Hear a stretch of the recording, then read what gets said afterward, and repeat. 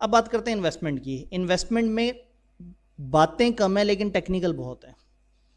इसमें गिनती के तकरीबन 2 सेक्शंस हैं जिसके अंदर सारी डिस्कशन हो रही है, लेकिन उसको समझने से पहले हमें बहुत सारी डायनामिक्स समझने पड़ते हैं।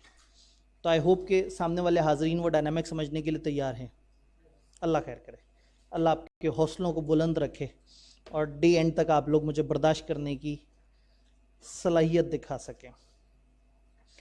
एक कॉन्सेप्ट होता है एसोसिएटेड कंपनीज और अंडरटेकिंग्स का।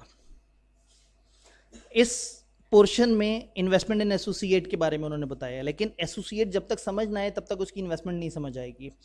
अब एक कॉन्सेप्ट होता है एसोसिएटेड कंपनी और एक होता है एसोसिएटेड अंडरटेकिंग। अब इंसान में क्या होता है, इंसानों में रिश्तेदार होते हैं। फॉर एग्जाम्पल एक इंसान है तो उसका भाई में हम मानेंगे उससे एसोसिएटेड है। मतलब इसकी मेरे पास एक प्रैक्टिकल एग्जाम्पल है। फॉर एग्जाम्पल एक शरीफ आदमी है और उसके बच्चों के पास फर्ज करें लंदन में प्रॉपर्टी निकल आए। रैंडम एग्जाम्पल, किसी भी शरीफ आदमी के किसी भी बेटे के पास किसी भी लंदन नामी शहर में प्रॉपर्टी निकल आए। प्रॉपर्टी किसकी है? बच्चे की। और हम किस पे एलिगेशन लगा रहे हैं? शरीफ आदमी पे। प्रॉपर्टी तो शरीफ की नहीं है, प्रॉपर्टी तो बच्चे की है। आप क्यों कह रहे हैं शरीफ आदमी ने बदमाशी की है? क्योंकि हम कह रहे हैं कि भाई जिस टाइम की वो प्रॉपर्टी है उस टाइम पे तो बच्चा खेलता था, हंसने खेलने की उम्र थी उसकी। इतनी बड़ी बड़ी प्रॉपर्टियां खरीद ली, बड़ा शरारती बच्चा है। अमीरों के बच्चे भी बड़े शरारती होते हैं, तो इतनी सी एज में इतनी बड़ी प्रॉपर्टीज। तो इसका मतलब ये हुआ कि जब उस शरीफ आदमी के बच्चे के पास प्रॉपर्टी निकली, आपने कहा ना रिश्तेदार है, कुछ ना कुछ कनेक्शन है। तो फिर हमने एग्जाम्पल चेंज की। हमने देखा एक ईमानदार आदमी है, उसकी बहन के पास 61 अरब निकल आए। पूछा ये कैसे निकले? उन्होंने कहा सिलाई कढ़ाई का बिजनेस करती थी, सिलाई करते करते 61 अरब कमा लिए। मेरे जैसे कुछ कमजोर ईमान वालों ने उस ईमानदार आदमी पे शक कर दिया कि यार ये इतना ईमानदार आदमी है, इसकी बहन के पास 61 अरब सिलाई मशीन चला के कैसे आ गए? आप तड़प के कहेंगे सर मेरे लीडर पे शक कर रहे हैं। मैं कहूँ मैं क्या करूँ, एसोसिएट है। तो इसका मतलब है बहन भाई, रिश्तेदार, वालदेन, बच्चे, बीवी, ये एसोसिएट्स में आता है कहीं ना कहीं। तो इंसानों में तो हम पकड़ लेते हैं कि शरारती देखा, बीवी के नाम पे प्रॉपर्टी रखी थी, तुम्हारी प्रॉपर्टी है। बच्चे के नाम पे रखी हुई थी, तुम्हारी है। बहन के नाम पे रखी हुई थी, कहूँगा तुम्हारी है तो आप लोग नाराज हो जाएंगे। खैर, मतलब वही बात है कि जहाँ दिल करता है वहाँ मान लेते हैं बेईमानी, जहाँ नहीं दिल करता वहाँ नहीं मानते, इग्नोर करते हैं। अब इदारों में क्या करें? इदारे रिश्तेदार तो होते नहीं आपस में, तो इदारों में रिश्तेदारी के लिए हमें ढूंढनी पड़ेंगी कुछ निशानियां। तो अगर 2 इदारे आपस में एसोसिएट हो जाएं उन निशानियों पे जो मैं भी आपको बताने जा रहा हूं, तो मैं कहूंगा वो एसोसिएटेड अंडरटेकिंग्स हैं। अंडरटेकिंग बड़ा वर्ड है, इसका मतलब है इदारे। कंपनीज का मतलब होता है कंपनी। अब अगर एक कंपनी और दूसरी कंपनी आपस में एसोसिएट है तो मैं बोलूंगा एसोसिएटेड कंपनीज। अगर एक कंपनी और एक पार्टनरशिप आपस में एसोसिएट है तो एसोसिएटेड कंपनीज बोलूंगा तो गुनाह होगा। क्या बोलूंगा? Associated undertaking. तो आप ये देखें कि यहाँ पे एक कंपनी ए है और पार्टनरशिप सी है, तो मैं कहूँगा ये एसोसिएटेड अंडरटेकिंग है। अगर कंपनी ए है और कंपनी बी है और आपस में एसोसिएट है तो मैं बोलूँगा एसोसिएटेड कंपनीज हैं। अगर पार्टनरशिप ए और पार्टनरशिप बी आपस में एसोसिएट है तो मैं कहूँगा एसोसिएटेड अंडरटेकिंग्स। तो कंपनी और कंपनी के साथ पार्टनरशिप, सोल प्रोवाइडर जितने भी उनके लिए कलेक्टिव वर्ड क्या है? अंडरटेकिंग। अगर वो 2-3 इदारे जो आपस में कनेक्टेड हैं अगर सबके सब कंपनी हो तो मैं बोलूंगा ये एसोसिएटेड कंपनीज है। उनमें से एक भी अदर देन कंपनी है तो मैं क्या वर्ड बोलूंगा? अंडरटेकिंग। तो सबसे पहले तो हमने वर्ड अंडरटेकिंग और कंपनी को आपस में डिफरेंशिएट किया। होपफुली ये बात हमें समझ आ रही है। एक स्टेप आगे चलते हैं। अब 2 इदारे आपस में एक दूसरे के एसोसिएट कब कब हो सकते हैं? 4 शर्तें हैं। इस डेफिनेशन को जब आपने याद करना हो ना तो आपने 4 को 3 दफा सोचना है। 4 शर्तें हैं, चौथी शर्त में 4 बातें हैं और उसकी 4 एक्सेप्शंस है। तो ये 4 टोट के ध्यान में रखने हैं। रट्टा लगाने वाले जो बच्चे हैं उन लोगों के लिए खास पैगाम। अगर 2 इदारों में आपस में रिश्ता होल्डिंग एंड सब्सिडरी का है तो ऑटोमेटिकली वो एसोसिएट्स कहलाएंगे एक दूसरे के। इसका मतलब है होल्डिंग सब्सिडरी हमेशा एक दूसरे के एसोसिएट्स होंगे, यानी वो हमेशा रिश्तेदार कहलाएंगे। एक हाकिम एक महकूम है तो हम कहेंगे भाई ये तो इस लेवल पे कनेक्टेड है कि इन्होंने तो मिलकर गड़बड़ कर लेनी है। ये आपको समझ आएगी ना हम एसोसिएटेड कंपनी क्यों देख रहे हैं? ताकि एक की गड़बड़ को हम दूसरे के साथ कनेक्ट कर सके। एक बहन की प्रॉपर्टी को हम भाई के साथ रिलेट कर सकें, बच्चों की प्रॉपर्टी को बाप के साथ रिलेट कर सकें, बीवी की प्रॉपर्टी को शौहर से रिलेट कर सकें। तो इसी सर जी ये सर ठीक वंस अगेन सर। ठीक है, मेरे ख्याल में माइक गलती से ऑन हुआ है या कुछ कहना चाह रहे हैं? Sir once again. अच्छा, वंस अगेन यस कौन सा पॉइंट, ईमानदार वाला? एसोसिएट सर, आपस में नहीं नहीं, ये अब आप अपने दोस्तों से लड़ाई के लिए कर रहे हैं जो आपके सामने अक्सर कहते हैं कि मेरा लीडर बड़ा ईमानदार है। नहीं नहीं, ऐसे ये सियासी, यहाँ पे मुझे खास तौर पे मना किया गया कि आपने एग्जाम्पल नहीं देनी, तो मैंने इसीलिए किसी इंसान का नाम नहीं बोला। ये सामने वाली बात, 4 शर्तें, 4 में से कोई भी एक शर्त पूरी हो जाए तो दो इदारे आपस में एसोसिएट हो जाएंगे। और चौथी शर्त में आगे से 4 पॉइंट है और मैं कह रहा था इसकी 4 ही एक्सेप्शंस हैं, तो क्राइम करने वालों ने इसको 4-4 के सेट में बना लेना है। पहली बात, अगर 2 इदारों में आपस में किसी वजह से होल्डिंग और सब्सिडरी रिलेशन हो, वो क्या वजह है, हमने पूरी डेफिनेशन पढ़ी हुई है कि 2 इदारे आपस में होल्डिंग सब्सिडरी कैसे बनते हैं। तो अगर 2 इदारों का आपस में ताल्लुक होल्डिंग सब्सिडरी का हो जाए तो ऑटोमेटिकली हम उनको एसोसिएट्स भी कहेंगे। पहली शर्त नीचे बड़ा वाजे करके लिखा हुआ है, और पता नहीं मेरी राइटिंग भी आपको समझ आ रही है नहीं आ रही, चलें साथ साथ मैं बोल भी रहा हूं तो चल ही जाएगा काम। ऊपर से मैंने जब कल जाके देखा उसका वीडियो का व्यू, तो साइड पे ना स्क्रीन आ रही थी जिसकी वजह से फेसबुक वालों को काफ़ी प्रॉब्लम थी, तो मैंने आज फ़ॉन्ट को थोड़ा सा एडजस्ट किया है और ज़्यादातर कोशिश की है कि वो वाली वीडियो डाटा के ऊपर ना आए। बल्कि आज आप लोगों की स्क्रीन भी थोड़ी बेहतर है शायद, नहीं आपका भी गैप है। दूसरी शर्त, ये और लिखा हुआ है, इन 4 में से कोई भी एक शर्त पूरी हो गई तो 2 इदारे आपस में एसोसिएट हो जाएंगे। पहला, 2 इदारे किसी भी वजह से होल्डिंग सब्सिडरी हो जाए। दूसरी शर्त क्या है, अगर 2 इदारे किसी कॉमन मैनेजमेंट के अंडर आते हो। फॉर एग्जाम्पल 3 लोगों ने मिलकर एक स्कूल खोला हुआ है और उन्हीं तीनों ने एक कंपनी खोली हुई है, तो वो कंपनी और वो स्कूल आपस में एसोसिएट हो जाएंगे। एक कॉलेज की 6 ब्रांचेज हैं, चूंकि ऊपर कॉमन मैनेजमेंट है, 6 की 6 ब्रांचेज आपस में एसोसिएट हो जाएंगी।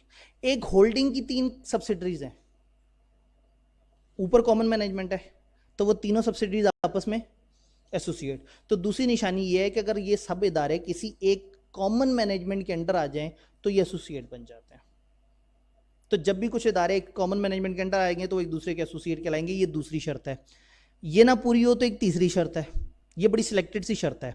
अगर एक इदारा हो मुदारबा और एक इदारा हो मुदारबा कंपनी, तो ये हमेशा आपस में एसोसिएट होते हैं। अब आप कहेंगे सर आपने कह दिया और हमने सुन लिया, ये मुदारबा क्या होता है?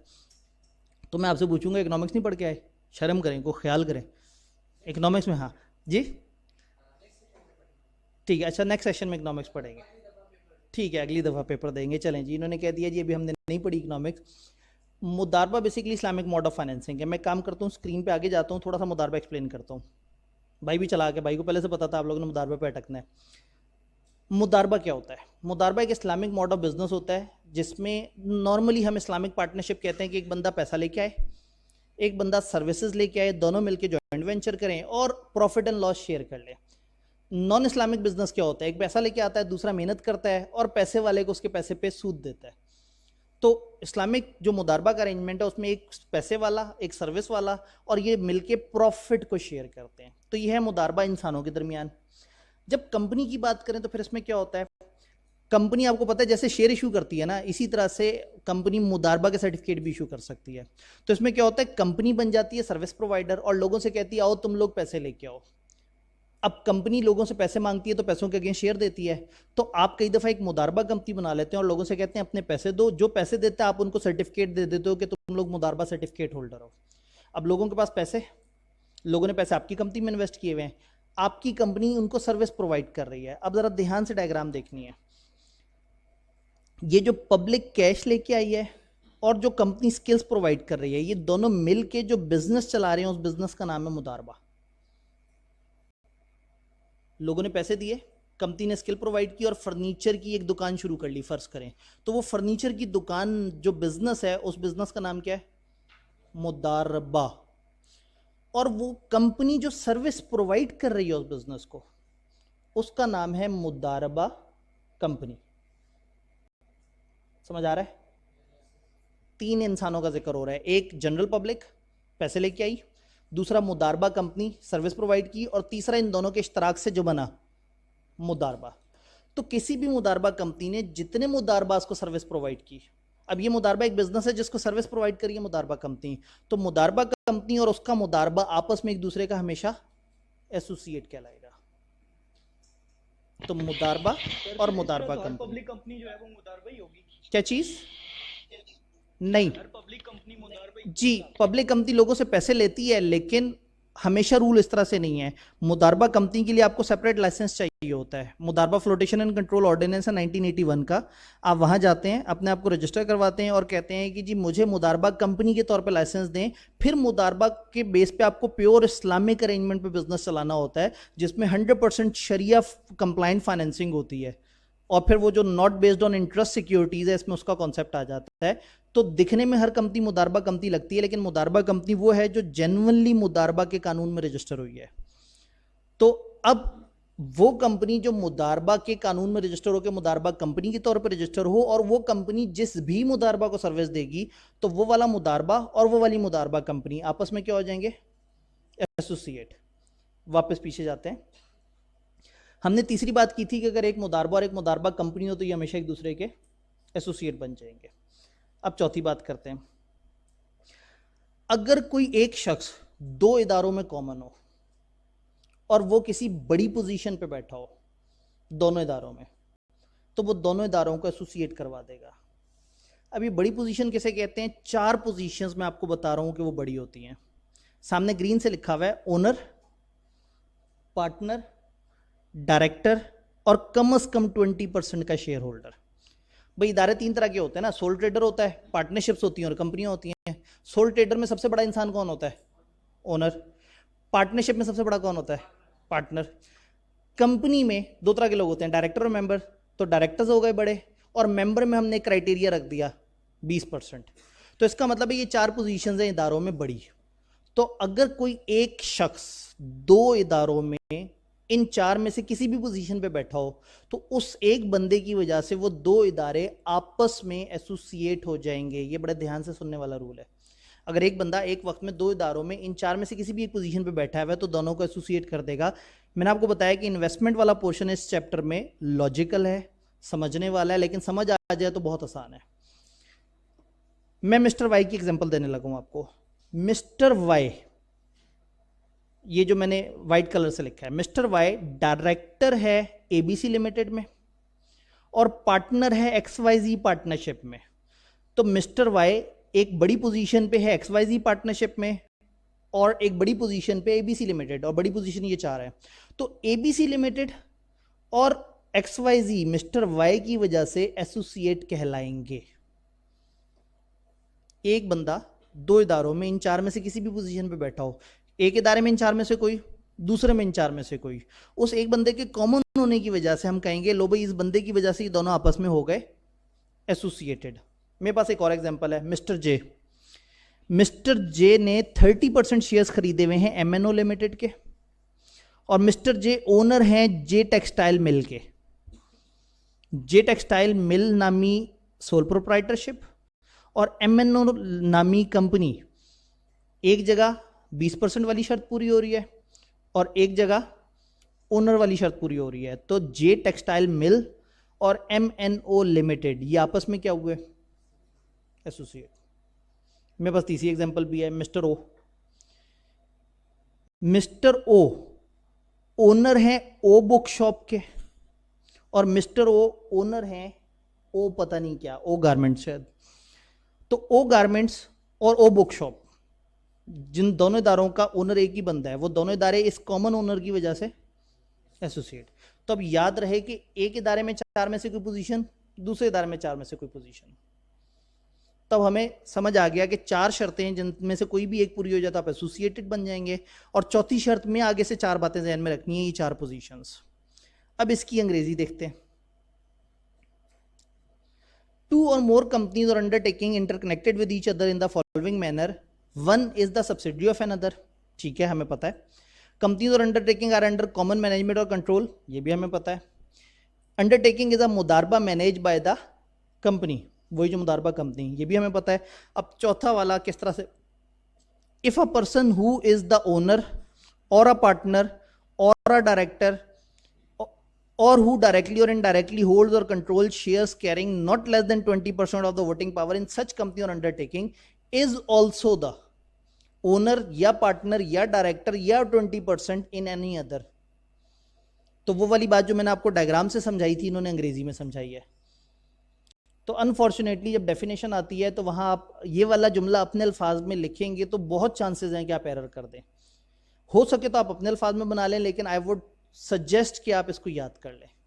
अगर पेपर में आ जाए तो आप हूबहू लिखें, क्योंकि आप अपने अल्फाज में लिखेंगे तो बहुत सारे चांसेस हैं आप थोड़ी सी हेर फेर कर दें जिससे मतलब ही बदल जाए।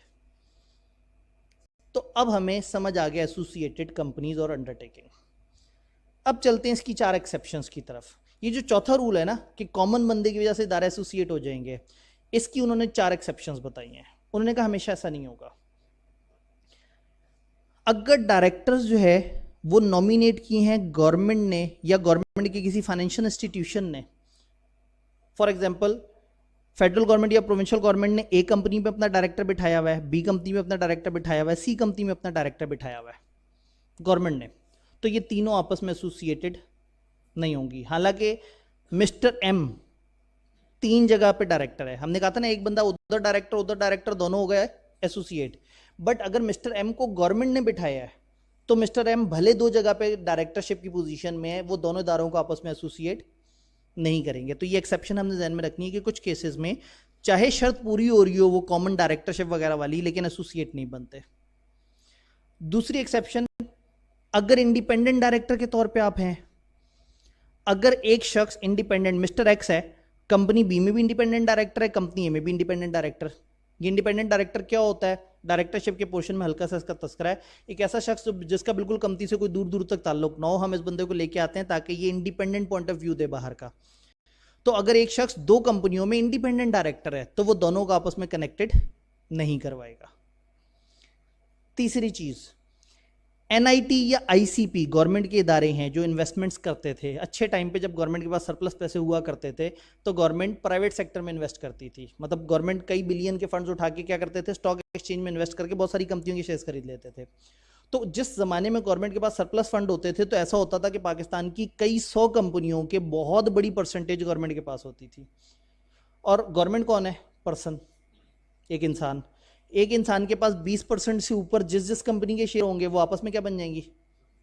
तो उन्होंने कहा वैसे तो बन जाएंगी, लेकिन ये जो गवर्नमेंट के इदारे हैं अगर इनकी इन्वेस्टमेंट से हो तो फिर नहीं, फिर आपने ये रूल इग्नोर कर देना है। तो अगर एनआईटी या आईसीपी ने बहुत सारी कंपनियों में इन्वेस्ट किया है तो भले 20% से ऊपर इन्वेस्ट किया है, वो कंपनी आपस में एसोसिएट नहीं बनेंगे। चौथी requirement, share registered in name of CDC. अब सीडीसी क्या बुलाए? जब भी मैं लोगों से पूछता हूँ सीडीसी क्या है तो लोग एक जवाब देते हैं बड़ा मज़ेदार, सेंट्रल डिपॉजिटरी कंपनी। तो मैं उन्हें कहता हूँ कि इतना तो मुझे भी समझ आ रहा है, इससे आगे सीडीसी क्या है? तो उसके बाद लोग थोड़ा परेशान हो जाते हैं। CDC basically a sort of online bank है।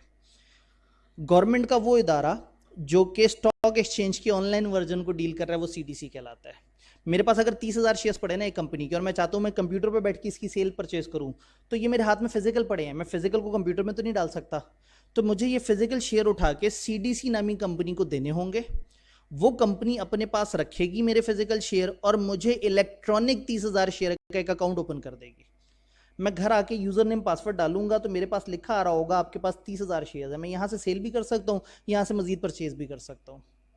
तो टेक्निकली जिसने अपने फिजिकल शेयर्स को इलेक्ट्रॉनिक शेयर को हम कहते हैं बुक एंट्री शेयर, अगर आपने अपने फिजिकल शेयर को इलेक्ट्रॉनिक शेयर में कन्वर्ट करवाना है तो एक ही ऑप्शन है, सीडीसी नामी कंपनी को जाके शेयर्स दें और वो आपको सॉफ्ट में कन्वर्ट कर देगी।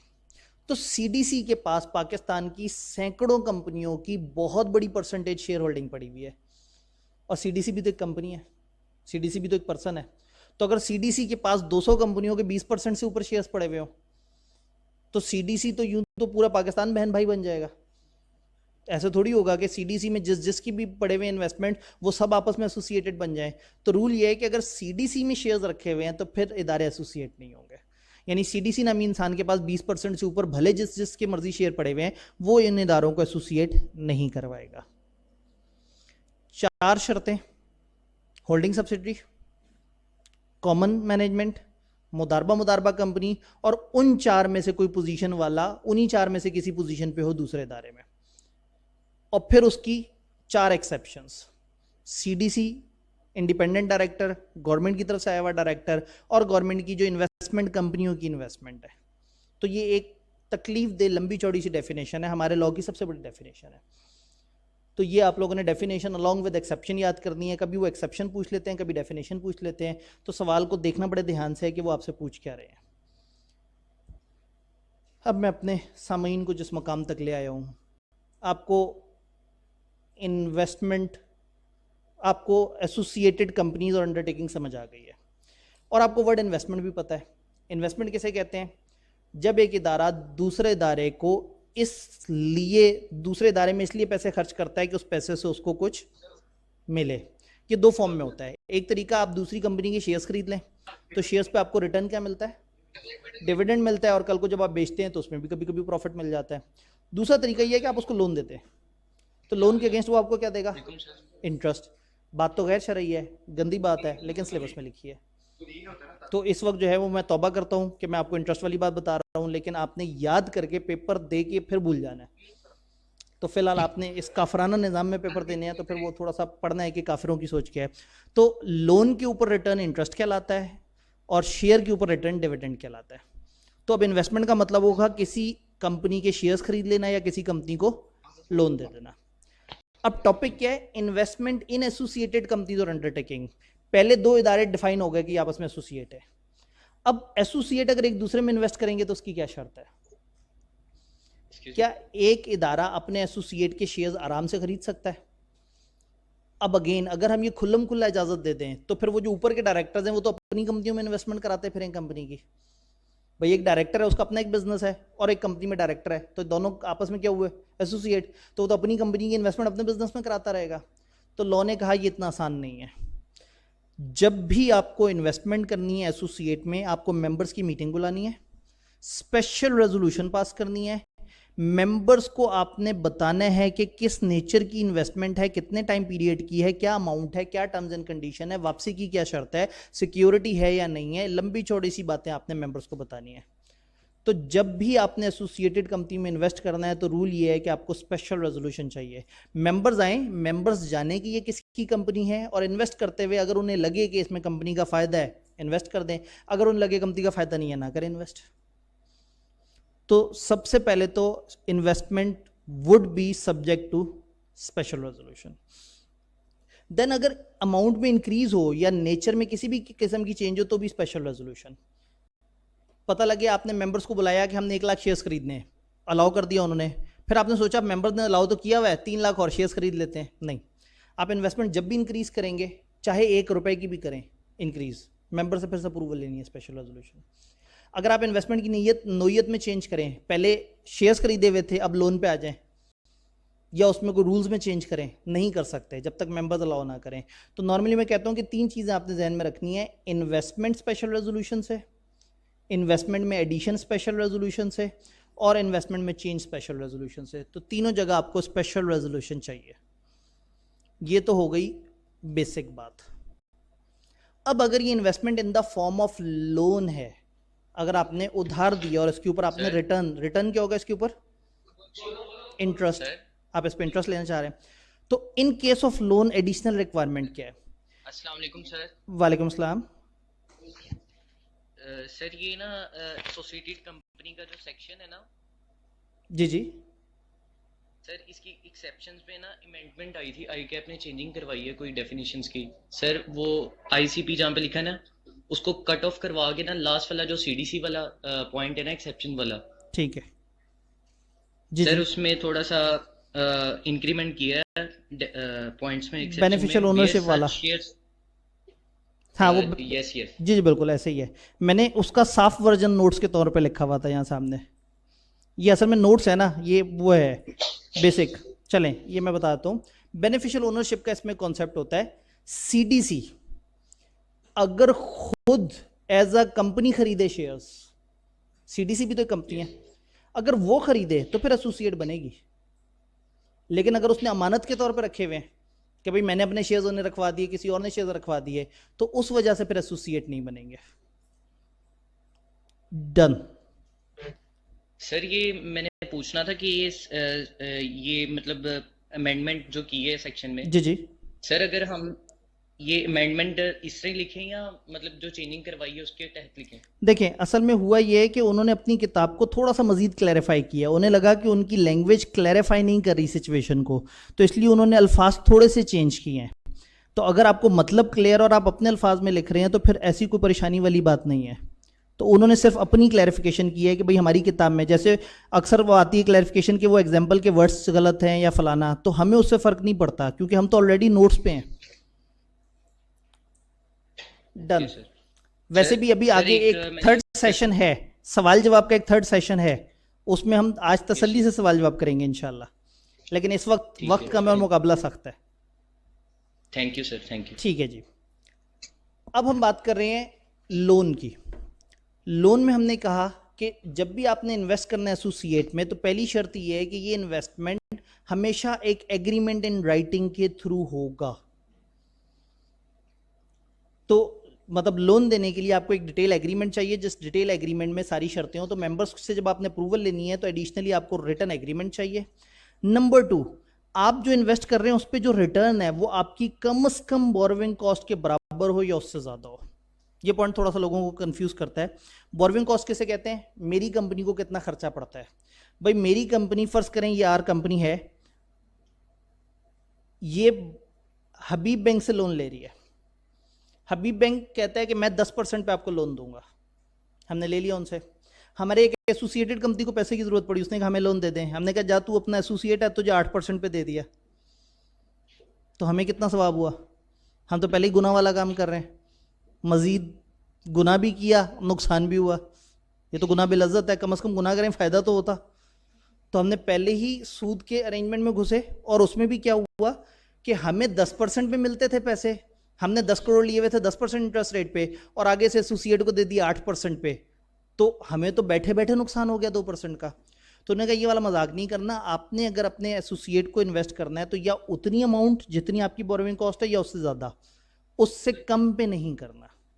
अब यहाँ एक सवाल आता है कि अगर आपका सिरे से ही कोई बोरोविंग ना हो, हमारी कंपनी की कोई बोरोविंग ही नहीं है, तो आगे उन्होंने लिखा हुआ है और the rate as may be specified by SCCP. SCCP ने स्पेसिफाई किया हुआ है KIBOR, Karachi interbank offer rate, जो बैंकिंग में बेसिक रेट चलता है ना, वो उन्होंने बताया हुआ है। तो अगर बोरोविंग नहीं है तो हम काइबोर से कंपेयर करेंगे, और अगर बोरोविंग है तो फिर हम देखेंगे कि हमारी बोरोविंग कॉस्ट कितनी है, और हम उससे नीचे नहीं देंगे।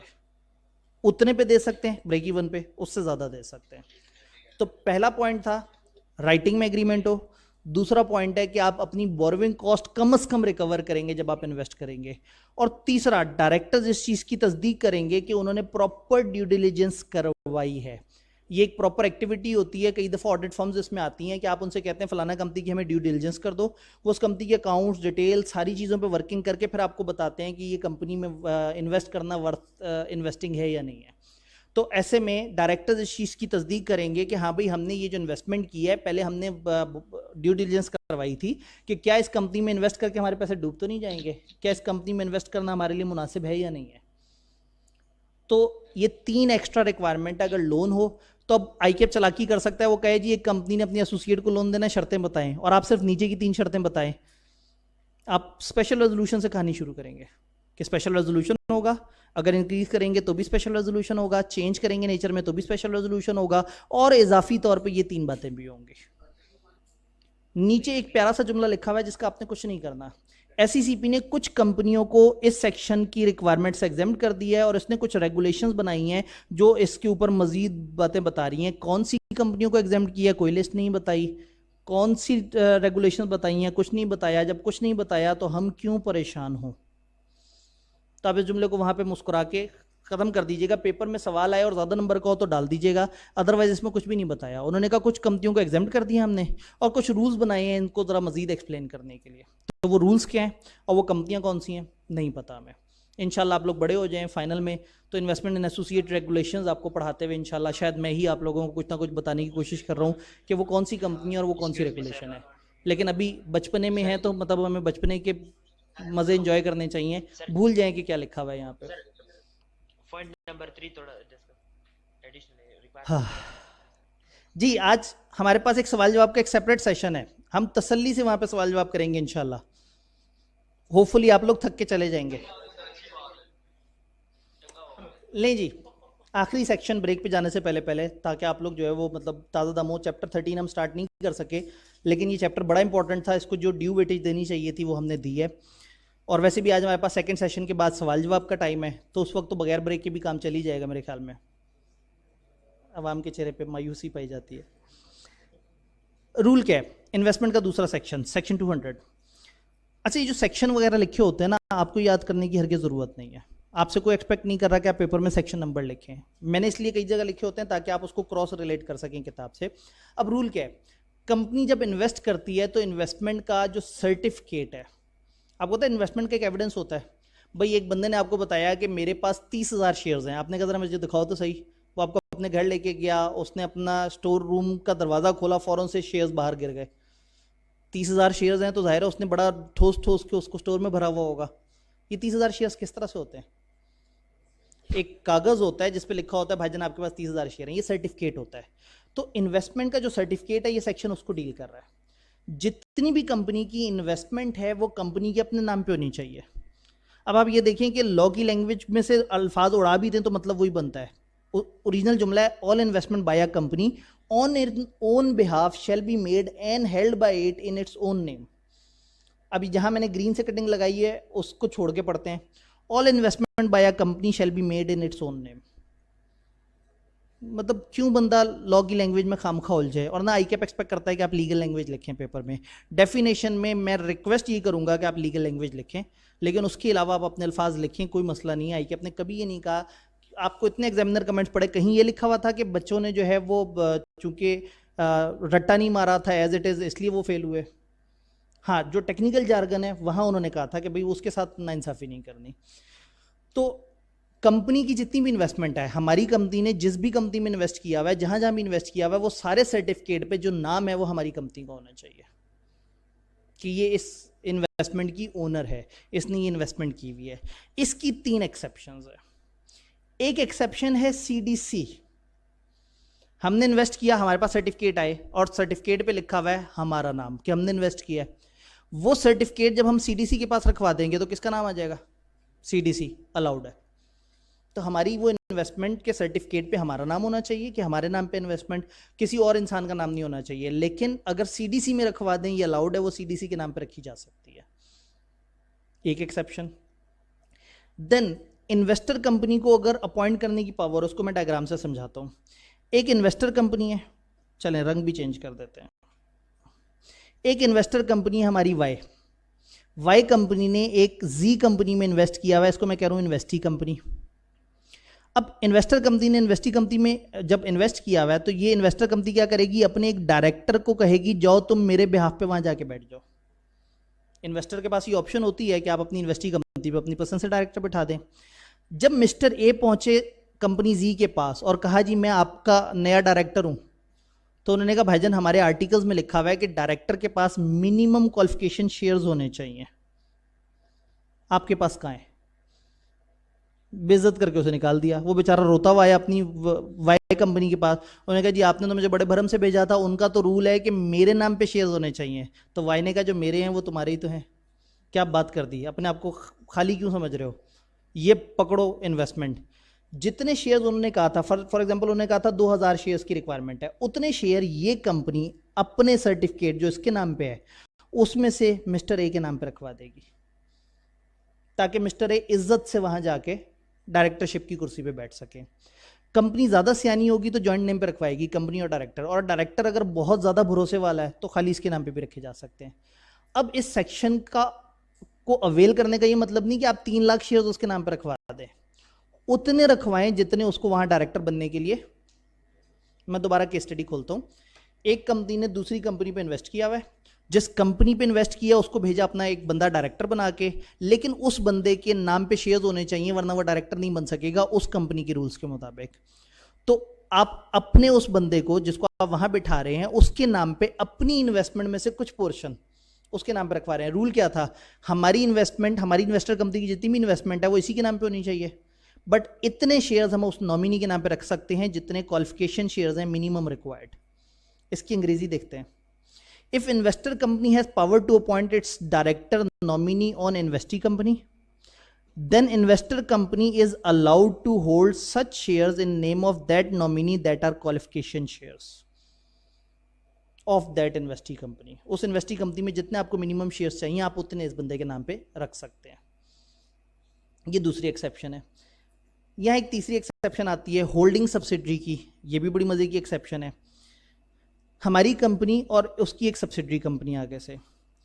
अब सब्सिडरी कंपनी में इस टाइम पे फर्ज करें 90% शेयर्स हमारे पास हैं और 20% शेयर्स दो लोगों के पास हैं. 90% शेयर्स, सॉरी 20 कहां से आ गए, 10% शेयर्स दो लोगों के पास है और 90% हमारे पास हैं.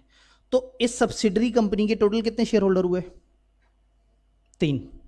एक हमारी कंपनी, 2 कुछ और लोग. लॉ से पूछते हैं, लॉ ने हर कंपनी के minimum number of member define किए हैं. फर्ज करें लॉ से पूछा, उन्होंने कहा भाई इस कंपनी में कम से कम 3 मेंबर्स होने चाहिए. अभी कितने? 3. बहुत अच्छी बात है. इन 2 ने अपने सारे शेयर्स उठा के किसी एक बंदे को बेच दिए. हमारा कोई कसूर है इसमें? कोई भी बंदा अपने शेयर उठा के किसी को भी बेच सकता है. अब कंपनी के मेंबर कितने हो गए? 2. कम से कम कितने होने चाहिए? अगर ना हुआ तो फिर बहुत सारे मसले होते हैं. सेक्शन 15 है, सेक्शन 9 है, 2-3 सेक्शन है जो तंग करते हैं हमें. वो ये कहते हैं कि फिर ओरिजिनल कंपनी जो मेन कंपनी हो पर्सनली रिस्पॉन्सिबल हो जाएगी सारी चीज़ों के लिए. अब ये बेचारी कंपनी क्या करे? 2 मेंबर हो गए बैठे बिठाए 3 से. इस कंपनी के पास 90% शेयर्स है ना.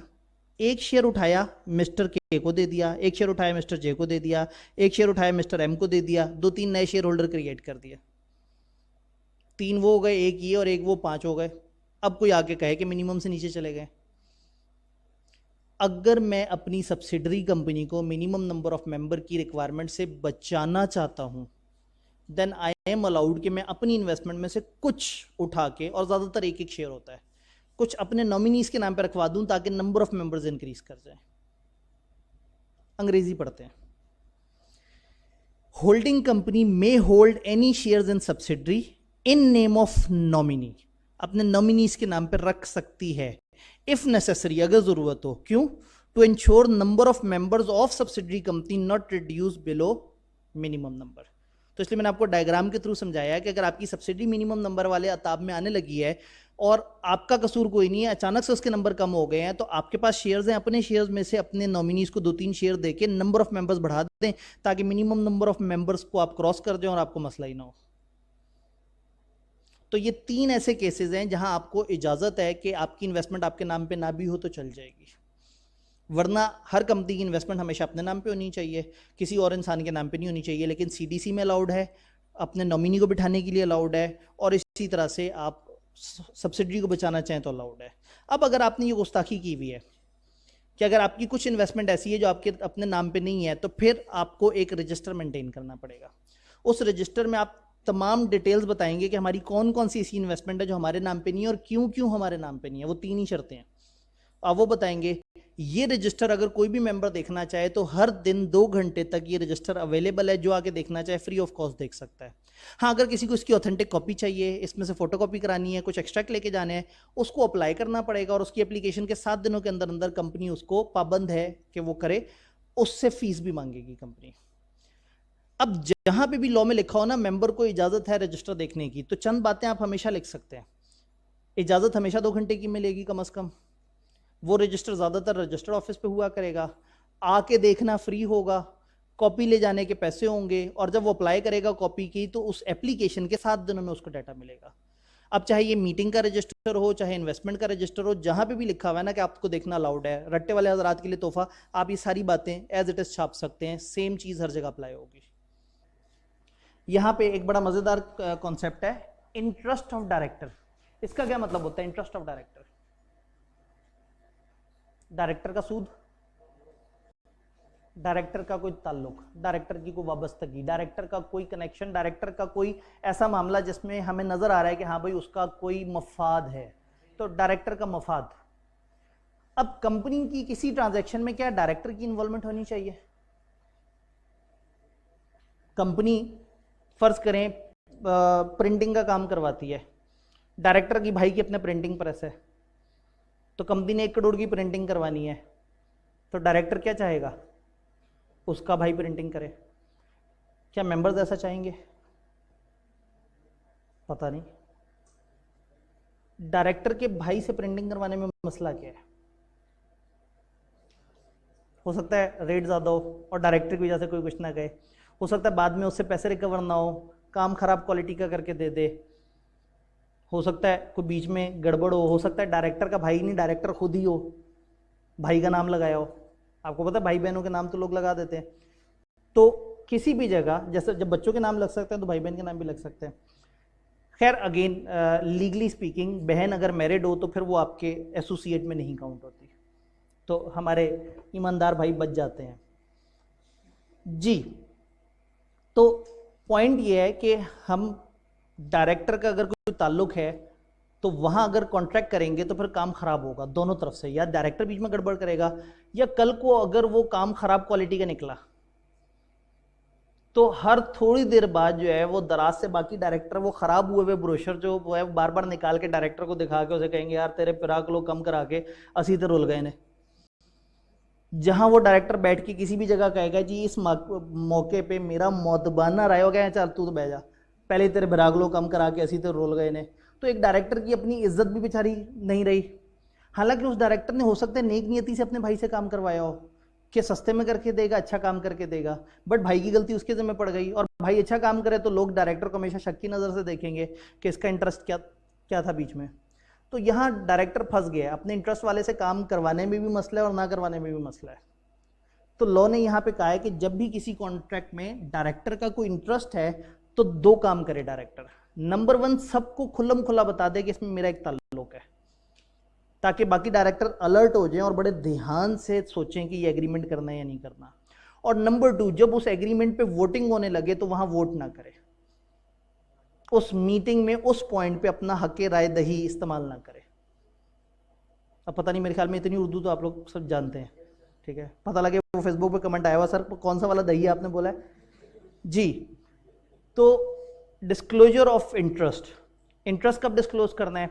अगर तो वो मीटिंग होनी है जिसमें वो कॉन्ट्रैक्ट डिस्कस होना है तो जब वो मीटिंग होनी है उस मीटिंग में बताएं।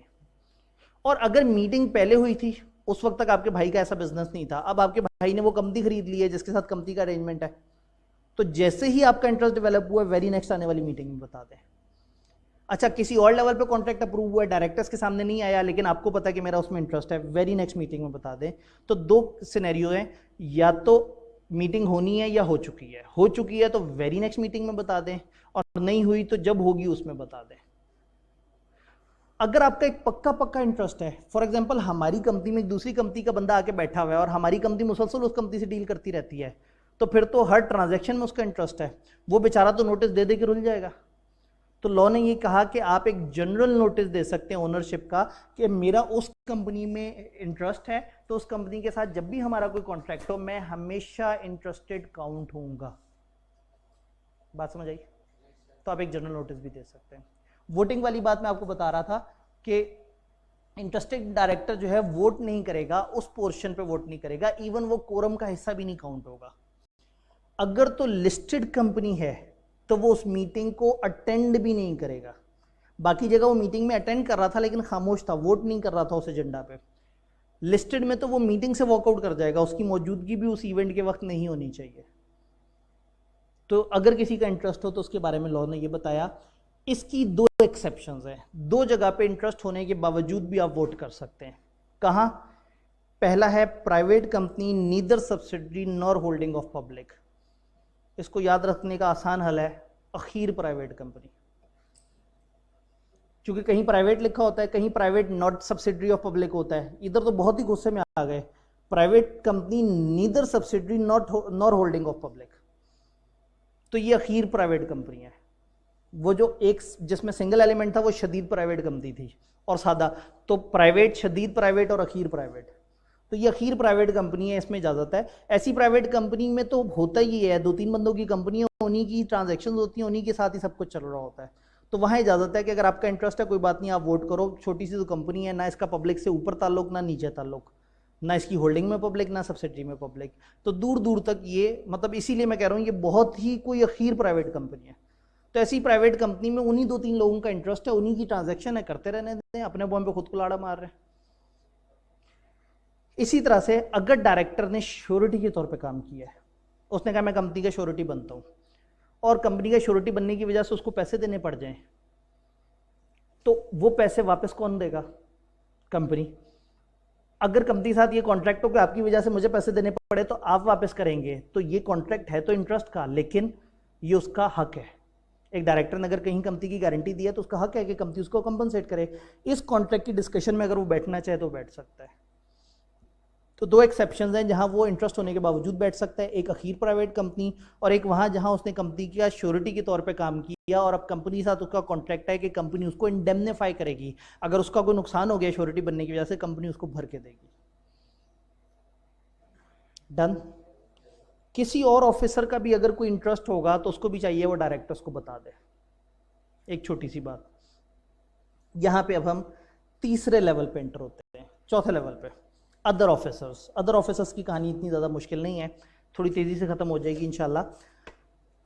रिलेटेड पार्टी के ऊपर हमने बात करनी है। हमें थोड़ा सा इंटरेस्ट ऑफ डायरेक्टर और इस तरह के सारे टॉपिक्स अब हमारी नज़र से गुजरे हुए हैं, हमें थोड़ा सा समझ आ गई ये चीज़ों की।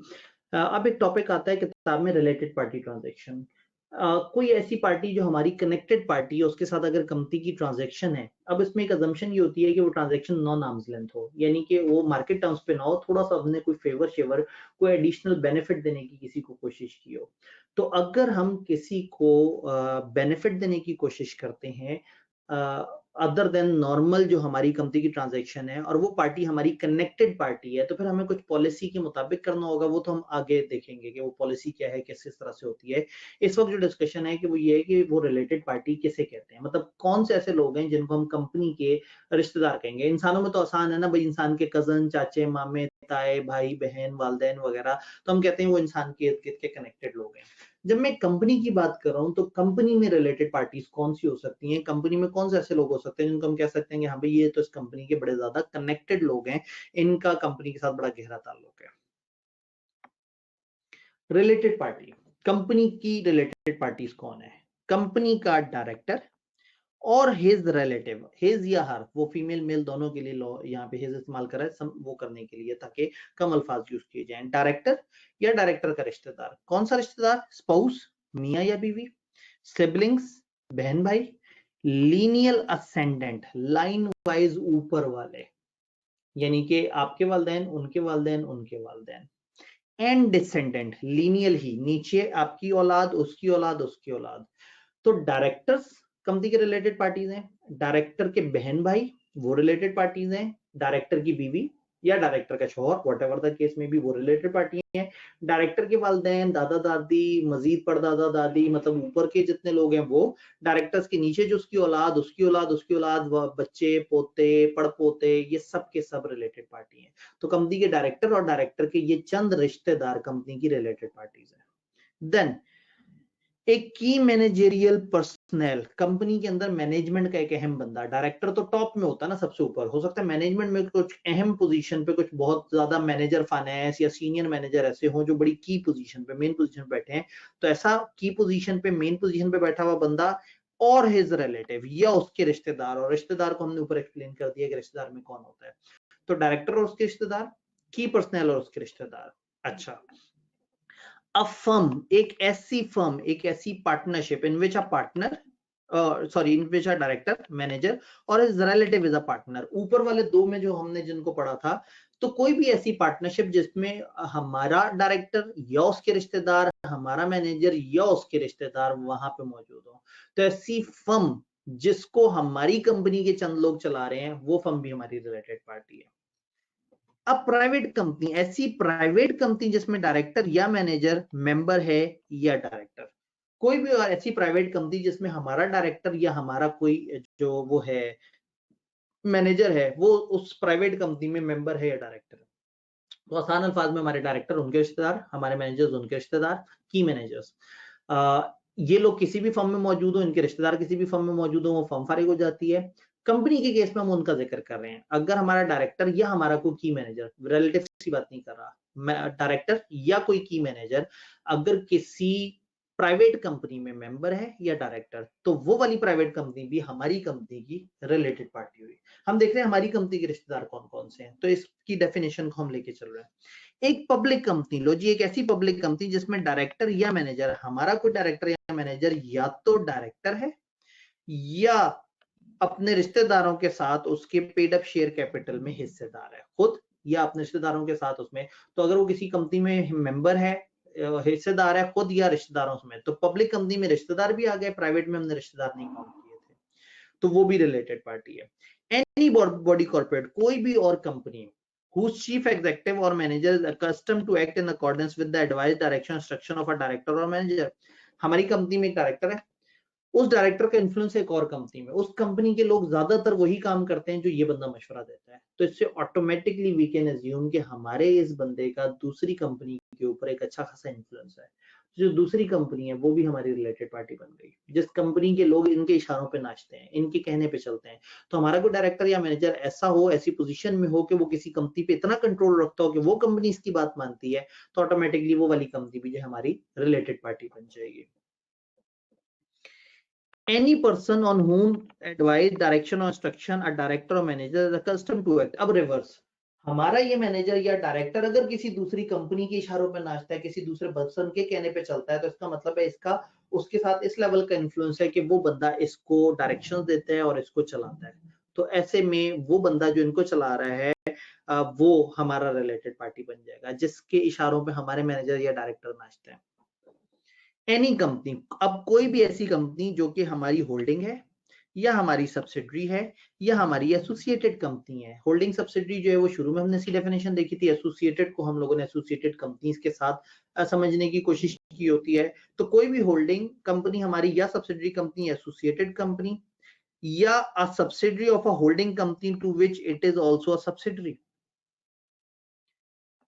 मैं एक सब्सिडरी कंपनी हूं, मेरी होल्डिंग तो मेरी रिलेटेड है ही है, लेकिन मेरी होल्डिंग की कोई और सब्सिडरी भी मेरी रिलेटेड कंपनी है। ये कहने के बाद भी शर्म नहीं आई लॉ को, और उन्होंने कह दिया such other person as may be specified. उन्होंने कहा उसके बाद भी हमारा जिसका दिल किया हम उसको मुखातिब कर देंगे। तो बड़ी ही जालिम सी definition.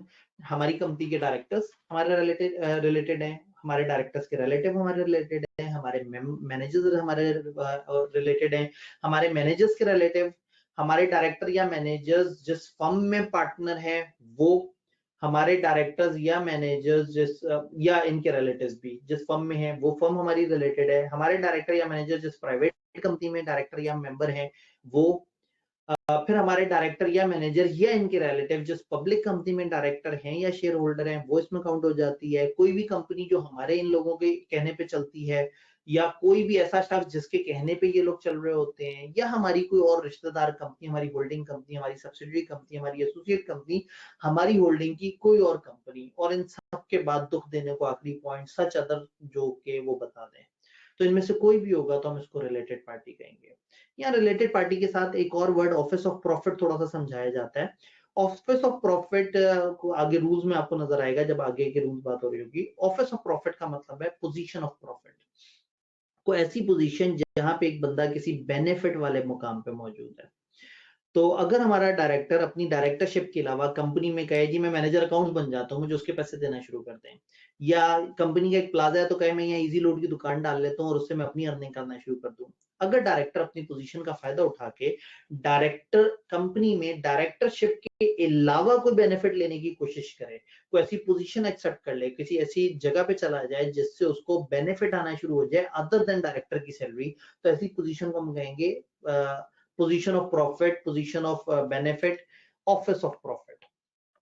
Receives anything by way of remuneration over and above, उसके अलावा, किसके अलावा, his remuneration as director, as a director जो उसको मिल रहा है उससे over and above जो लेता है by way of salary, fee, commission, perquisite, rent free accommodation और otherwise, ये जो ये सैलरी के हिस्से हैं ये तो डायरेक्टर को मिल रहे हैं, इनके अलावा अगर कोई बेनिफिट ले रहा है, जैसे मैंने कहा वो एज अ डायरेक्टर तो है ही, कह दे मैं मैनेजर अकाउंट भी बनना चाहता हूँ और उस पोजीशन की भी एक्स्ट्रा से सैलरी लेना शुरू कर दे, तो कोई भी शख्स जो अदर देन डायरेक्टर कोई और एक्स्ट्रा बेनिफिट ले रहा है तो उसे कहेंगे कि वो ऑफिस ऑफ प्रॉफिट होल्ड कर रहा है। यहाँ से आगे फिर रूल्स छोटे छोटे से हैं कि अगर रिलेटेड पार्टी ट्रांजैक्शन है तो उससे रिलेटेड कंपनी की क्या पॉलिसी वगैरह होगी। IS 24 आता है। रिलेटेड पार्टी किसे कहते हैं? एक छोटी सी लिस्ट और एक छोटा सा स्माइली। तो अब इनमें से कोई भी रिलेटेड पार्टी कहलाएगा। तो अब रिलेटेड पार्टी के साथ मसला क्या है? मसला ये है, company may enter into any contract arrangement with related party only in accordance with the policy approved by the board। Board एक कॉम्प्रिहेंसिव पॉलिसी बनाएगी जिसके अंदर आप स्पेसिफाई करेंगे सेल परचेज या सप्लाई से रिलेटेड बातें, सेलिंग और डिस्पोजिंग ऑफ प्रॉपर्टी से रिलेटेड, लीजिंग से रिलेटेड, और एक ये जो हम लिस्ट देखते हैं कि इस लिस्ट से रिलेटेड स्पेसिफिकली बोर्ड एक पॉलिसी बता सकता है कि इस पॉलिसी के मुताबिक हम काम करेंगे और उस तरह से चलेंगे। मेजॉरिटी डायरेक्ट इंटरेस्टेड होंगे तो बात हमने पहले भी पढ़ी थी, वही बात दोबारा रिपीट हो रही है कि फिर वो वाला एजेंडा कहाँ जाएगा? मेंबर्स के पास चला जाएगा। ये सेक्शन आर्म्स लेंथ ट्रांजैक्शन की बात नहीं कर रहा। अगर एक आर्म्स लेंथ ट्रांजैक्शन है तो ठीक है, वो तो सही है। हम बात कर रहे हैं कि रिलेटेड पार्टी ट्रांजैक्शन जो नॉर्मल से थोड़ा सा हट के ऑपरेट हो रही है, जो कि डिफरेंट तरीके से ऑपरेट हो रही है, हम उसकी बात कर रहे हैं। तो ऐसे जितने भी कॉन्ट्रैक्ट हैं वो डायरेक्टर की रिपोर्ट में बताए जाएंगे और जस्टिफिकेशन बताई जाएगी कि क्या था और किस तरह से था। कहने का मतलब है कि पहले रिलेटेड पार्टी के ऊपर उतना ज़्यादा जिक्र नहीं होता था। अब वो कहते हैं कि रिलेटेड पार्टी से जितनी भी ट्रांजैक्शंस हैं और जितनी भी चीज़ें एक तो बोर्ड की पॉलिसी के मुताबिक होनी चाहिए, फिर डायरेक्टर्स रिपोर्ट में उसकी जस्टिफिकेशन वगैरह का जिक्र होना चाहिए। और आपको याद होगा कि IS 24 कहता है कि रिलेटेड पार्टी ट्रांजैक्शन मौजूद होनी चाहिए अकाउंट्स में, और मेंबर से आप उन सारी ट्रांजैक्शंस को और उन सारों का अप्रूवल लेंगे। तो तकरीबन वो वाली बात अकाउंटिंग में कवर हो रही थी, लॉ को लगा कि हमें यहाँ पे भी ये चीज़ कवर कर देनी चाहिए।